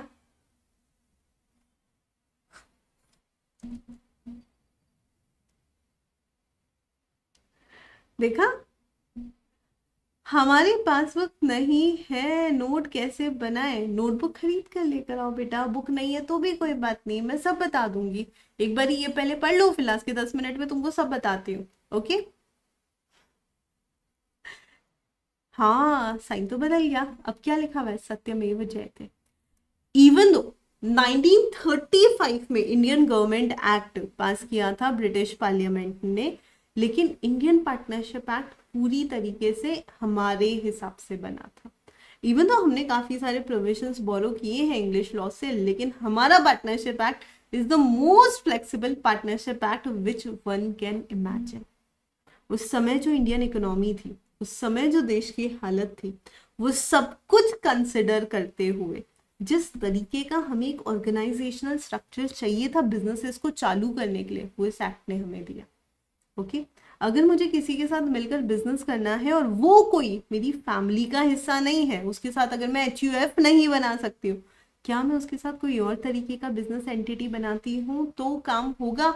हाँ जी, पार्टनरशिप में वो काम होगा। और ये एक्ट उस समय कहीं ना कहीं हमारी इकोनॉमी का एक सपोर्ट सिस्टम बन के आया, और उस पीरियड में बहुत सारी पार्टनरशिप फर्म्स बने, बहुत सारे लोगों ने पार्टनरशिप में बिजनेस किया, बहुत सारे लोगों का इसी बहाने एटलीस्ट कहते हैं ना अपना घर का खर्चा पानी निकला। Okay, that was the era जब बहुत ही सिचुएशन खराब थी, Indian economy was it at its fall, बहुत खराब हालत में थी, तब ये एक्ट आया। एंड प्रैक्टिकली भी एक्ट की बहुत इंपॉर्टेंस है। अच्छा, आप में से किसी ने पूछा नहीं अभी तक, मैं सोच रही हूँ मैं ही बता दूं कि मैम मार्किंग स्कीम क्या है, कौन सा टॉपिक कितने मार्क्स का है। जैसे अभी तक कॉन्ट्रैक्ट एक्ट हुआ, ये हुआ, तो अभी मैं तुमको ना ओल्ड स्कीम के हिसाब से बताती हूँ। पहले कॉन्ट्रैक्ट एक्ट हुआ करता था, अराउंड 21-22 मार्क्स का आता था एग्जाम में कॉन्ट्रैक्ट एक्ट से क्वेश्चन। तब लॉ 60 मार्क्स का था और कॉन्ट्रैक्ट एक्ट में 6 ही यूनिट थे। अब कॉन्ट्रैक्ट एक्ट में यूनिट हो गए हैं 9। तो अभी तक आईसीएआई ने क्लियर मार्किंग स्कीम नहीं दी है, बट रफली मुझे लगता है आपके पूरे सिलेबस का 30-35% या फिर 30 से 35 मार्क्स का आना चाहिए कॉन्ट्रैक्ट एक्ट में, जितना ये लेंदी है।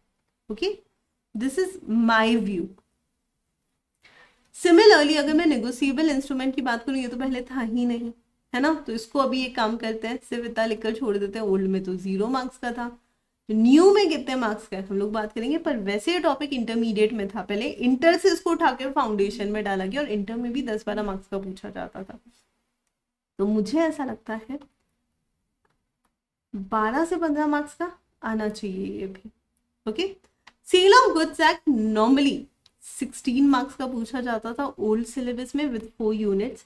सिलेबस में कोई चेंज नहीं हुआ है ओल्ड और न्यू में, तो मुझे ऐसा लगता है न्यू में भी ये 16-20 मार्क्स का पूछा जा सकता है, क्योंकि अभी पूरा ही लॉ है। तो हाँ, 4 यूनिट का, and this is one of the big act after contract act, तो पूछ सकते हैं 16 से 20 मार्क्स का उसको।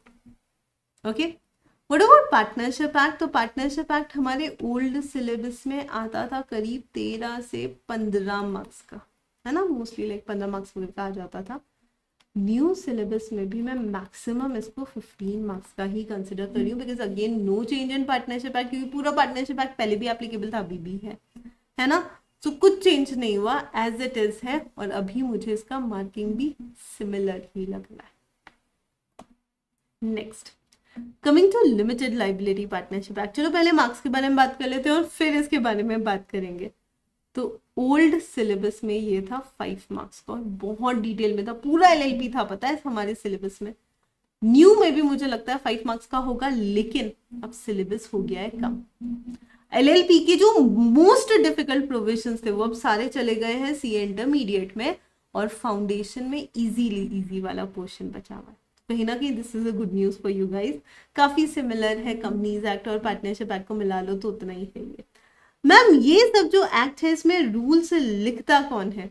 बताया तो था, दोनों हाउसेस, है ना। सो जब लॉ बनता है ना, तो लॉ में सारी चीजें हाउसेस ऑलरेडी लिख कर रखते हैं, सो इट्स लाइक वहां से आते हैं। अमेंडमेंट्स भी दोनों हाउसेस मिलकर करते हैं। There are people, there is a committee जो लॉ बनाती है, उसके बारे में एज आई सेड जब रेगुलेटरी फ्रेमवर्क करेंगे ना तभी हम लोग डिटेल में पढ़ेंगे। Ma'am what does these signs indicates with law? The sign indicates, ये जो पुराने वाले साइन थे ना सनफ्लावर वाले, ये इंडिकेट करते हैं कि वो ब्रिटिशर्स के लॉज थे, उन्होंने बनाए थे, उनकी गवर्नेंस में बने थे। लेकिन सत्यमेव जयते, है ना, सत्य की हमेशा जीत होगी, एम्बलम, ये रिप्रेजेंट करता है कि ये हमारे इंडियन लॉज में से इनिशियल लॉज है।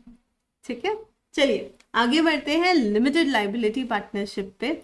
2008 में ये एक्ट इंट्रोड्यूस हुआ था और इसके आते ही हमारे इंडियन कमर्शियल सेक्टर में बहुत चेंजेस हुए, राइट। बहुत सारी ऐसी प्राइवेट कंपनी जो जबरदस्ती बनी हुई थी, जो खर्चा मुश्किल से निकाल पा रही थी, उन्होंने खुद को एलएलपी में कन्वर्ट कर दिया।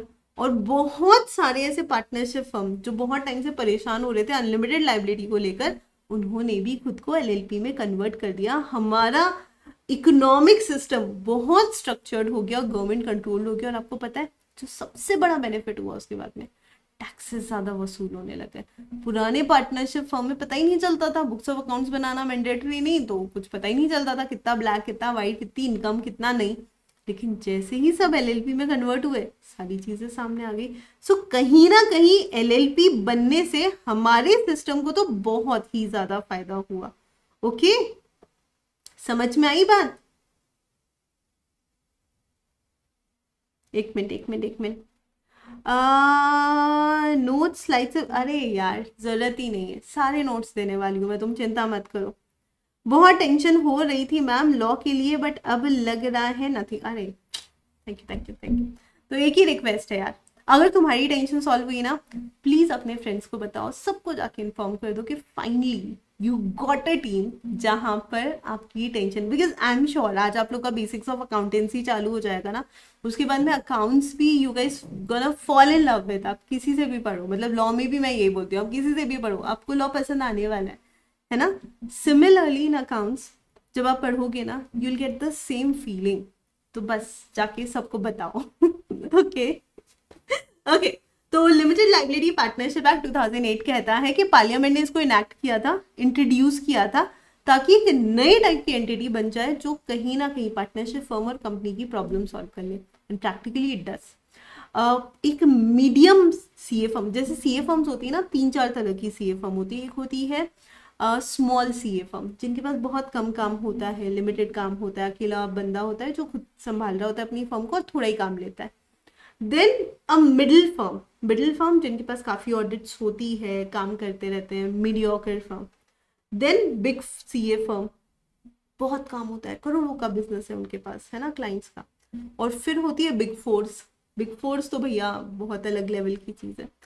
तो ये जो भी मिडिल साइज फर्म होती है, मिडिल साइज सीए फर्म, या फिर I would say middle big one, big से थोड़ी सी छोटी लेकिन मिडिल से थोड़ी सी बड़ी, तो ये जो भी सीए फर्म होती है इनके पास काफी सारा एलएलपी का काम होता है।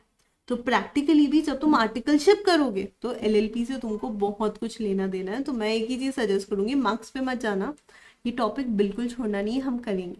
Okay, and last but not the least, one of the most favorite act of all the student, which is Companies Act 2013।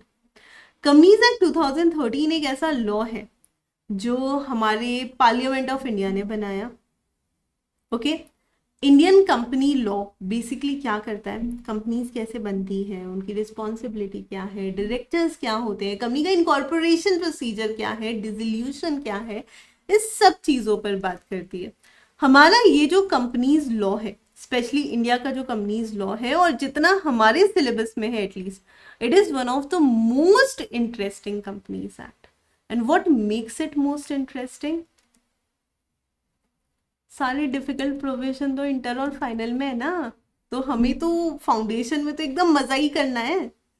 तो जस्ट लाइक नेगोशिएबल जो पूरा हमारे सिलेबस में आ गया, पार्टनरशिप जो पूरा हमारे सिलेबस में आ गया, कॉन्ट्रैक्ट जो पूरा हमारे सिलेबस में आ गया, सो का पूरा के पूरा हमारे सिलेबस में।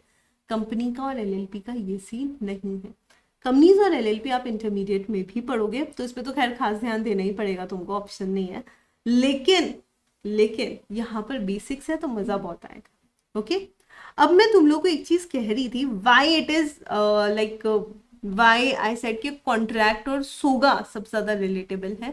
मुझे बताओ, आज तक क्या तुमने कोई कंपनी बनाई है? Have you ever incorporated company और वाइंडेड अप अ कंपनी? नहीं। अच्छा, ऐसे डेली बेसिस पे तुम्हारा उठना बैठना है क्या उन लोगों के साथ जो कंपनी बनाते रहते हैं, कंपनी बंद करते रहते हैं, कंपनी के डायरेक्टर्स हैं? हाँ, मतलब ये तुम हाँ बोल सकते हो, है ना, मतलब I am director of a company, तो डेफिनेटली तुम हाँ बोल सकते हो। ओके, बट प्रैक्टिकली कंपनी बनाने से लेकर कंपनी को फाउंडेशन करने वाला काम एक्चुअली हमें नहीं पता। तो कंपनीज एक्ट जब हम पढ़ते हैं तो हम उसे रिलेट नहीं कर पाते, लेकिन हम बहुत फैसिनेट हो जाते हैं जब हम लोग कंपनी की कहानी सुनते हैं। जस्ट फॉर एन एग्जाम्पल, आपको पता है कंपनी कैसे बनती है? एक कंपनी की स्टोरी सुनाओ तुमको, बहुत मजा आएगा। Like we all look forward to Reliance, we look forward to Tatas, है ना, those big big people, and we always think यार कैसे इनको मोटिवेशन आया होगा, कैसे आइडिया आया होगा कंपनी बनाने का। आपको पता है हर कंपनी के पीछे एक कहानी होती है। आपको एक कंपनी की कहानी सुनाती हूँ। 3 फ्रेंड्स थे।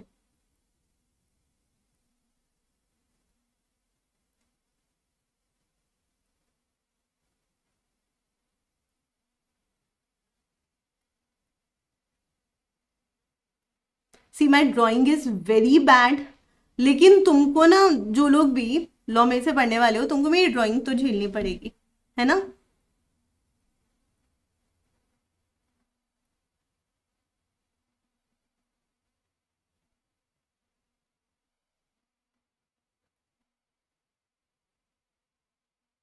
बस you all can imagine like three very good looking people over here, right? तो 3 फ्रेंड्स थे। तीनों फ्रेंड्स की ना लाइफ बहुत जबरदस्त चल रही थी और ये लोग अपनी लाइफ में काफी खुश थे, स्टेबल थे, सेटल थे। एक दिन इनकी लाइफ में कहते ना कि जब तक सीधी मतलब हॉस्पिटल के मॉनिटर में भी सीधी लाइन तो तभी आती है ना कि जब इंसान बचता ही नहीं है, नहीं तो हमारी जिंदगी भी लाइन ऐसी ऐसी चलती है। तो इन तीनों की लाइफ में भी एक बहुत बड़ा डिजास्टर आया। ये तीनों अपनी जॉब में बहुत अच्छे से खुश थे, अपना काम अच्छे से कर रहे थे। अचानक से कुछ ऐसा होता है कि ऑल ऑफ अ सडन इनकी लाइफ में आता है बहुत बड़ा downfall. And suddenly it happened, all these 3 talented people, skilled people I would say, या knowledgeable people, hardworking people, इनके पास एक ऐसी पोजीशन आती है जहां पर ये तीनों लोग कुछ कर नहीं पाते, मतलब they become little helpless for 24 hours.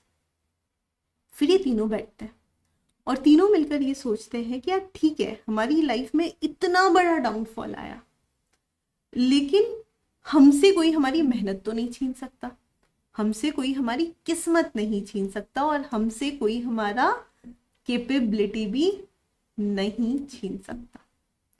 तो तीनों ने मिलकर सोचा कि हम जिस चीज में बहुत अच्छे हैं और जिस चीज के लिए हमें हमेशा रिकॉग्निशन मिला, वही काम करते हैं।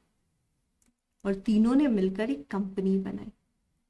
उस कंपनी का मोटिव ये था कि जब ये तीनों स्टूडेंट्स थे ना, इन्होंने अपनी लाइफ में काफी स्ट्रगल देखा था। पढ़ना चाहते थे लेकिन बहुत अच्छे से पढ़ नहीं पाते थे। एक को अपनी सिटी छोड़कर दूसरी सिटी में, अपने मम्मी पापा को छोड़कर दूसरी सिटी में जाके पढ़ना पड़ा।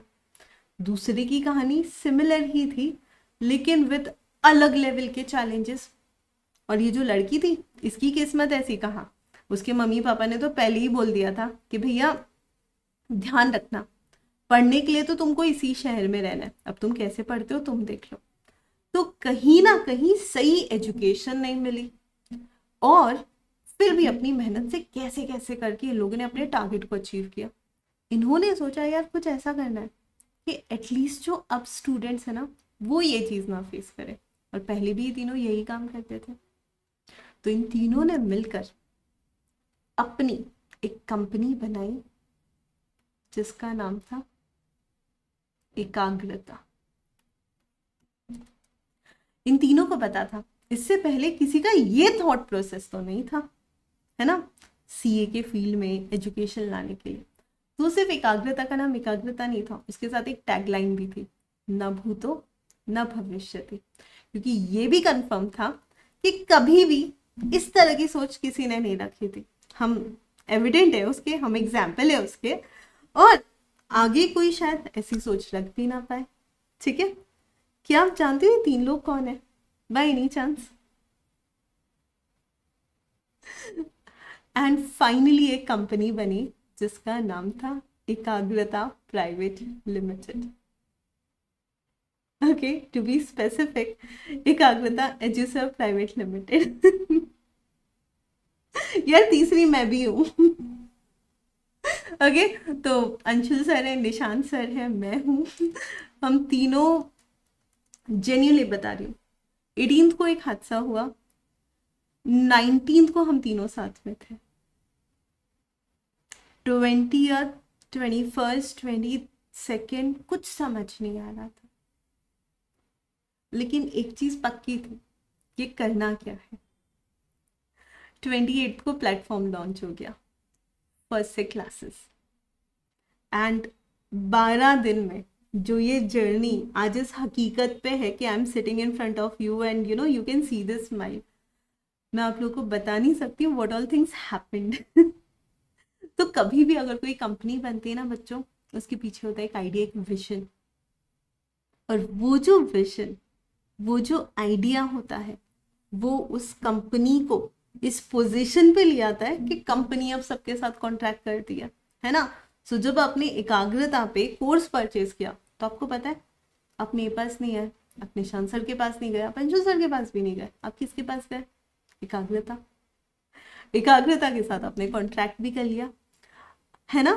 और सर्विसेज भी एकाग्रता के थ्रू ही आपको मिल रही है, एंड सारा कमिटमेंट भी उसी की तरफ है। सोचो, है ना next level. So that is how a company is incorporated, and normally like when I was a student, जब companies used to be like manually formed, तब हमें बोला जाता था पता है एक इंसान अपनी लाइफ में एक कंपनी फॉर्म करके वाइंड अप नहीं कर सकता, उतना टाइम लगता है। पर अब उतना टाइम नहीं लगता। पर मैं कहती हूँ अगर एक इंसान एक कंपनी फॉर्म कर ले और एक कंपनी को ही चला ले तो ही बहुत कुछ हो जाता है। ओके, वैसे इस कंपनी में एक चौथे इंसान भी है, वो अभी थोड़ा सा सस्पेंस है, वो सस्पेंस कुछ दिनों बाद खुलेगा, ठीक है। कुछ अभी भी मिसिंग है, आप लोगों के लिए तो बहुत बड़ा सरप्राइज आने वाला है। ओके, चलिए, तो खैर that is how companies are form, that is how companies are made, and that is how company works, right. तो ये सारी चीजें पता है आपको, हम लिटरली सोचो अभी से सीखेंगे कि कंपनियां बनती कैसे है, कंपनी प्रोसीड कैसे करती है, और किस तरीके से हम कंपनी को बढ़ा सकते हैं। क्या बात है, फाउंडेशन में ये सब चीज है। So yes, as I said कि कंपनीज एक्ट की अगर मैं बात करूं उतना रिलेटेबल नहीं है, लेकिन मजा बहुत आता है क्योंकि हम बहुत बड़ी बड़ी बातें करते हैं। एलएलपी कंपनी के बारे में जब मैं बोलूंगी ना तो तुम लोग थोड़ा बहुत रिलेट कर पाओगे। क्यों? क्योंकि जब भी मैं तुम लोग को बोलूंगी ना लाइक कंपनीज, तो तुम रिलायंस के बारे में सोचोगे, तुम टाटा के बारे में सोचोगे, थोड़ा बहुत तुम एकाग्रता के बारे में भी सोचोगे, तो कंपनी से तो तुम डेफिनेटली रिलेट कर पाओगे, राइट। लेकिन एलएलपी अगर तुम कहोगे मैम कोई फेमस है एलएलपी का नाम बताओ, मैं 2-4 नाम बता भी दूंगी and you will be like अच्छा कभी सुना तो नहीं। तो again you won't be able to relate, however you will be able to imagine कि क्या होता है, क्योंकि तब तक तुम लोग पार्टनरशिप एक्ट भी पढ़ चुके होगे। इंडियन पार्टनरशिप एक्ट की जब मैं बात कर रही हूँ और जब मैं तुम लोग को पार्टनरशिप सिखाऊंगी तो मुझे एक्चुअली पता है तुमको पार्टनरशिप सिखाने के लिए कहाँ ले जाना पड़ेगा, तुम्हारी स्कूल टाइम में। क्यों? गेस करो। क्योंकि वहां जो पार्टनरशिप बच्चा सीखता है ना, वैसी पार्टनरशिप तो एक्चुअली जिंदगी में कभी नहीं सीखता। कैसे? भूल गए वो बचपन वाले ग्रुप प्रोजेक्ट्स जब मैम जबरदस्ती ग्रुप बना देती थी और फिर हमें ऐसा लगता था कि हमारा जो ग्रुप है वही हमारा मोटिव है, और हमारे ग्रुप में हम हमारे कभी कभी बेस्ट फ्रेंड से भी चीजें छुपा देते थे कि नहीं नहीं तू दूसरे ग्रुप में, और हमारे ग्रुप के सीक्रेट्स हम नहीं तेरे साथ शेयर करेंगे। We literally used to feel that our group and those marks will gonna be so much important than anything else in the world. और वही चीज तुमको पार्टनरशिप समझने में बहुत हेल्प करेगी। तो हम एक्चुअली स्कूल में जाकर स्कूल के लोगों से रिलेट करेंगे, वो जो हमारा ग्रुप था ना उसी से हमारी पार्टनरशिप फर्म बन जाएगी और पार्टनरशिप फर्म डिसॉल्व भी हो जाएगी। बहुत कुछ सीखने को मिलेगा। ओके, चलो ठीक है मैम, ये सब तो समझ में आया कि प्रैक्टिकल लाइफ में रिलेटेबल नहीं है। नेगोशिएबल इंस्ट्रूमेंट ये एक ऐसी चीज है जिसको समझने के लिए हमें बैंकिंग प्रोसेस थोड़ा बहुत समझना पड़ेगा, इसको समझने के लिए हमें फिनेंस वर्ल्ड की इंटीग्रिटीज थोड़ा सा समझना पड़ेगा, और जब वो समझ ली तो नेगोशिएबल इंस्ट्रूमेंट इज नथिंग, थोड़ा सा प्रोसीजरल है लेकिन आप लोगों को मजा तो आएगा, है ना। फिर मैं बात करती हूँ सोगा। As I have already told you, सबसे ज्यादा रिलेटेबल एक्ट होने वाला है तुम्हारे लिए, क्योंकि buying and selling is one of the most usual activity, day to day activity जो हम सब करते हैं। फिर हम बात करते हैं कॉन्ट्रैक्ट एक्ट की। कॉन्ट्रैक्ट एक्ट वैसे देखा जाए ना तो बहुत ज्यादा ऐसा नहीं है कि तुम ऐसे डेली लाइफ से रिलेट कर लोगे, लेकिन इसके जो एग्जाम्पल होंगे ना वो तुम्हारे दिल को डेफिनेटली छू जाएंगे, और क्योंकि वो तुम्हारे दिल को छुएंगे उनको तुम 100% याद रखोगे, है ना। मतलब मुझे जितना पता है बीइंग अ गर्ल, चाहे हम भरोसा करें या ना करें लेकिन फेरी टेल्स हमें बड़ी पसंद आती थी। ओके, डोरेमोन जैसा फ्रेंड हम में से सबको चाहिए होता है। So we all fantasize of the things which we know practically is not possible, but हमें लगता है यार हाँ यार होना तो चाहिए ये सारी चीजें, करेक्ट। वैसे ही कॉन्ट्रैक्ट एक्ट में है। कॉन्ट्रैक्ट एक्ट में जो प्यारे प्यारे से एग्जाम्पल्स होंगे वो डेफिनेटली आपको ऐसा फील करेंगे यार जल्दी से सीए बनता हूँ, because I want to experience all these things also in my life. ठीक है, हर्षित सब कुछ होगा। Okay, and last but not the least again which is a new addition, it is regulatory framework. अब आप कहोगे मैम सिलेबस में नया क्या ऐड हुआ है, ये नया ऐड हुआ है, नेगोशिएबल नया ऐड हुआ है और कॉन्ट्रैक्ट एक्ट में 3 यूनिट नए ऐड हुए हैं। एक और चीज मैं तुमको बता देती हूँ, क्योंकि कॉन्ट्रैक्ट एक्ट में टोटल 9 यूनिट्स है, कितने, पूरे 9 यूनिट्स। तो अगर एट अ स्ट्रेच इसको करते हैं ना तो हमें ऐसा लगता है भाई हमारी तो जिंदगी खत्म हो गई, कॉन्ट्रैक्ट एक्ट खत्म नहीं हुआ। तो इसलिए हम इसको डिवाइड करेंगे, पहले 3 यूनिट करेंगे, फिर हम रेगुलेटरी फ्रेमवर्क कर लेंगे, है ना, फिर उसके बाद में हम वापस 3 यूनिट कर लेंगे, फिर हम पहले कंपनीज एक्ट कर लेंगे, बड़ा मजा आता है उसमें, और फिर हम वापस 3 यूनिट्स कर लेंगे। और जब ये 3 यूनिट्स करेंगे तो पुराना रिविजन भी बीच बीच में होता रहेगा। आपका क्वेश्चन है 100 नोट्स लिखवाओगे, 250 पेज का नोटबुक क्यों मंगवा रही हो, सोच के देखो। कंपनीज एक्ट कितने मार्क्स है, एज आई सेड पहले करीब 12-15 मार्क्स का आता था, अभी कितने मार्क्स का है वो आईसीएआई ने अभी तक क्लैरिटी नहीं दी है, मुझे ऐसा लगता है उतने ही मार्क्स का होगा।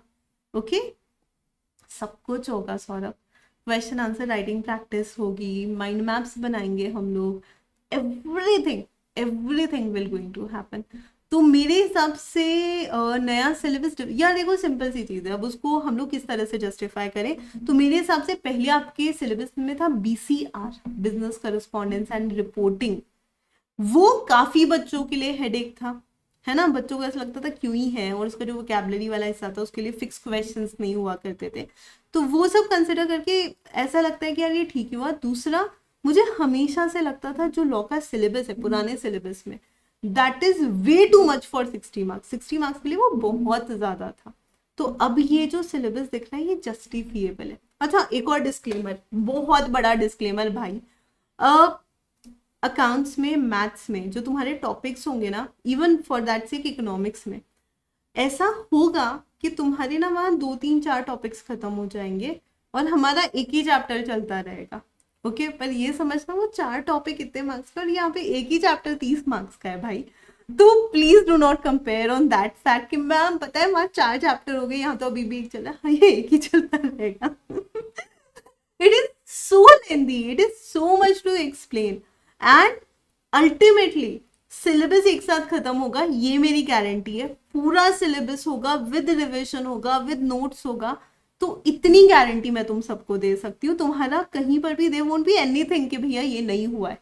ओके, हाउएवर बड़े टॉपिक में टाइम लगेगा, कंपनीज एक्ट हमारा फटाफट होगा। ओके, नेगोशिएबल इंस्ट्रूमेंट में कंपैरेटिवली कम टाइम लगेगा क्योंकि इसमें मल्टीपल यूनिट नहीं है। एलएलपी फटाफट हो जाएगा। ये 3 चैप्टर तुम्हारे फास्ट होंगे क्योंकि मल्टीपल यूनिट नहीं है। पार्टनरशिप एक्ट फास्ट होगा क्योंकि तब तक तुम लोग कॉन्ट्रैक्ट एक्ट समझ चुके होगे तो लीगल लैंग्वेज तुमको पता होगी, सोगा पढ़े हुए होगे तो लीगल लैंग्वेज पता होगी, और पार्टनरशिप फटाफट हो ही जाता है। लेकिन कॉन्ट्रैक्ट में जो टाइम लगना है, सोगा में जो टाइम लगेगा। ओके, इतनी गारंटी देती हूँ। जिस एक्ट को लेकर बाकी सब लोग रोते हैं, सेल ऑफ गुड्स एक्ट, है ना, काफी लोग बहुत डिफिकल्ट है, उसका 3rd यूनिट तो सबसे डिफिकल्ट है। One promise I can do to you all is, जिस दिन हम खत्म करेंगे ना वो वाला यूनिट, उस दिन तुमको वो यूनिट याद होगा। पार्टनरशिप का यूनिट 2, जिस दिन वो यूनिट खत्म होगा उस दिन सेक्शंस के साथ तुमको पार्टनरशिप का यूनिट 2 याद होगा। मतलब बकायदा ये सब रिकॉर्ड हो रहा है और मैं तुमको गारंटी दे सकती हूँ इस चीज की। तो अल्टीमेटली हम लोग हमारे हिसाब से करेंगे, हमारे तरीके से करेंगे, और जो भी चीज़ें इंपॉर्टेंट होगी, जब चीज़ें लिखवानी होगी मैं अपने आप बताऊंगी। तो इसलिए मैं तुम लोग को ये कहूंगी कि जब तक मैं ना कहूँ अपना नोटबुक खोल के कुछ मत लिखना, और जब मैं लिखवाऊंगी तो उस समय ऑब्वियसली काफ़ी हाथ दर्द होने वाले हैं, तो उसके लिए प्रिपेयर रहना। Okay, welcome to CA guys, and I really hope you guys must have enjoyed this session. देखो रनिंग नोट्स अगर किसी को अपने कंफर्ट के लिए लिखने हैं तो लिखो, बाकी in any case running notes बहुत ज़्यादा यूज़ नहीं आएंगे तुमको बाद में। लाइक जैसे मेरी आदत थी, CS में वो आदत पड़ी थी, because there was too much of law, कि मैं जब तक लिख के नहीं करती थी तो मुझे ऐसा लगता था खत्म ही नहीं होगा, मतलब मुझे समझ नहीं आएगा। तो that was the idea from my side, there is no need of even running notes. Okay, so I really hope you found it very useful, बहुत मजा आया होगा। मेरे हिसाब से मुझे ऐसा लगता है तुम लोग को डेफिनेटली काफी सारा मजा आने वाला है, एंड इसी तरह से पूरी एकाग्रता टीम तुम लोग को genuinely पढ़ाने वाली है। So you're gonna fall in love with the subject. Again, do tag us on your Insta handle. Do follow. अच्छा, before I finish off, the last thing of the class, question time. आज हमने जितना भी पढ़ा and जितना भी तुम लोगों ने समझा, उस बेसिस पे एक सवाल जिसका आंसर तुम लोग को यूट्यूब के चैट में देना है और जिसका बेस्ट आंसर होगा कल मैं उसको शाउट आउट दूंगी. So the question for the day is Indian laws, Indian government, Indian laws कब से बनाने के लिए केपेबल थी? From when Indian government become capable to make Indian laws? सोच समझ के जवाब देना. आज के सेशन में इसका आंसर था. Okay, so just keep studying. जो जो पढ़ा है वो पढ़ना. लिंक तुम्हारे नोटिफिकेशन में है, ड्राइव पर जा सकते हो. See you tomorrow. Take care. Bye bye. How was the class?